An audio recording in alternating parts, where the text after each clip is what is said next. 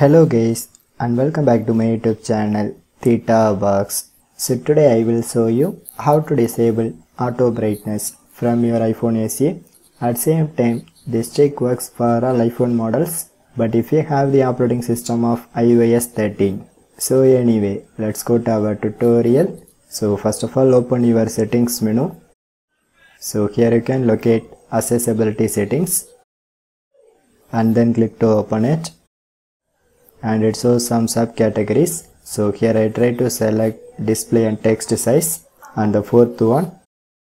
So just scroll down and then go to the last page, and then I get to the option called auto brightness. So if you want to disable this feature, just click to turn off it. But my suggestion is you can use this feature because it will improve your battery life and gives more backup hours. So all the people know iPhone battery backup is very poor. So friends, remember this one message only. So for more tech videos, you can subscribe my beautiful tech channel Theta Box, and thanks for watching.